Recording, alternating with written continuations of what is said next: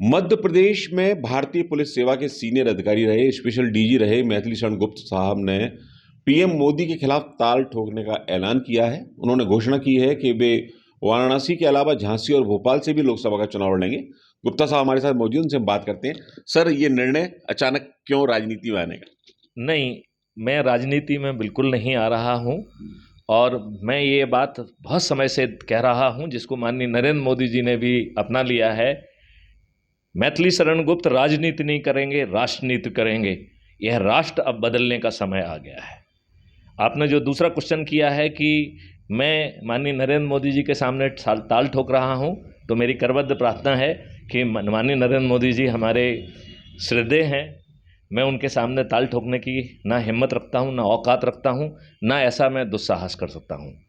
मेरा माननीय नरेंद्र मोदी जी के समक्ष खड़ा होने का सिर्फ सिंपल सा मकसद है, जो सरदार भगत सिंह का था। सरदार भगत सिंह ने असेंबली में एक स्मोक बम एक सूने साने इलाके में इसलिए फोड़ा था कि जनता का ध्यान आकर्षित हो जाए। तो मैं माननीय नरेंद्र मोदी जी से के सामने सिर्फ इसलिए खड़ा हूँगा जिससे कि जनता का ध्यान आकर्षित हो। मैं माननीय नरेंद्र मोदी जी से पिछले 6 महीने से एक पैर पर खड़े होकर प्रार्थना कर रहा हूँ कि क्राइम फ्री भारत के 21 लक्ष्यों के साथ हम इस देश को बदल सकते हैं। मैंने उनसे सिंपल छोटी सी प्रार्थना की थी कि आप 21 टास्क फोर्स बना दीजिए और मैथिली शरण गुप्त को national adviser for crime free Bharat with 21 objective बना दीजिए। ये मैथिली शरण की जिम्मेवारी है कि कानून के ड्राफ्ट क्या बनना है, प्रोसेस के ड्राफ्ट क्या बनना है, टेक्नोलॉजी कहाँ लाना है, इसको पका के माननीय नरेंद्र मोदी जी से अनुमोदित कराते हुए मैं कह रहा था कि आपको 500 पार करा देंगे।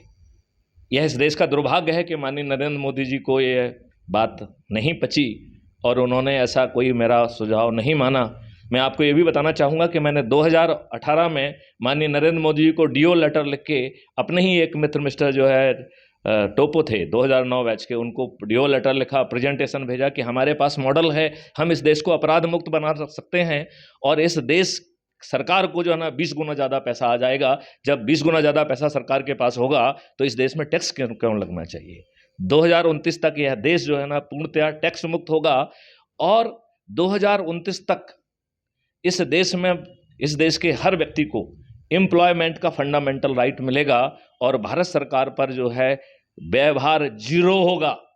ऐसे अद्भुत मॉडल जब नहीं समझ में आए तो मुझे लगा कि एक सरल उपाय है कि मैं स्वयं जो है खड़ा हूँ। तो झांसी मेरी जन्मस्थली है, मैं झांसी को बिलोंग करता हूँ, वहाँ की जनता मुझे बहुत प्यार करती है, इसलिए मैंने झांसी से खड़ा होने का निर्णय लिया है। भोपाल मेरी कर्मस्थली है, यहाँ मैं एडिशनल एसपी रहा हूँ, एसपी रहा हूँ, डीआईजी रहा हूँ, आईजी रहा हूँ, एडिशनल डीजी रहा हूँ और 7 साल लंबे समय तक डीजीपी के पद पर रहा हूँ। लिहाजा भोपाल उस हिसाब से सबसे ज़्यादा उपयोगी जगह है। जो क्राइम फ्री भारत मिशन से पूरे देश के लोग जुड़े हैं, उनमें से भोपाल के सबसे ज़्यादा लोग जुड़े हैं। लिहाजा इन 2 कारणों से भोपाल को जो है ना चुना गया है। तीसरा, चूँकि हम इस पॉइंट को पे जनता का ध्यान आकर्षित करना चाहते हैं, लिहाजा हमें माननीय नरेंद्र मोदी जी के सामने अपना पक्ष रखना ही होगा। जनता निर्णय ले कि क्या उचित है। मैं माननीय नरेंद्र मोदी जी से पूछना चाहता हूं कि भारतीय जनता पार्टी क्या गंगा बन गई है, जहां आप सभी दुष्टों और अपराधियों को ले रहे हैं और इसमें आते ही उनके सभी पाप धुल जाते हैं। माननीय नरेंद्र मोदी जी से मेरी करबद्ध प्रार्थना है कि इस देश के साथ इतना अत्याचार ना करें। तो साफ तौर पर कहना है मैथिली शरण गुप्ता साहब का कि उनकी भूमिका इस चुनाव में खड़े होने के लिए सिर्फ और सिर्फ भगत सिंह जैसी है। वे चेताना चाहते हैं, वे जगाना चाहते हैं देश के अवाम के साथ साथ देश के प्रधानमंत्री के साथ साथ अन्य लोगों को भी कि अब वक्त आ गया है जब क्राइम मुक्त भारत की परिकल्पना को साकार रूप दिया जाए। एमपी ब्रेकिंग न्यूज के लिए भोपाल से कैमरामैन जितेंद्र के साथ वीरेंद्र शर्मा।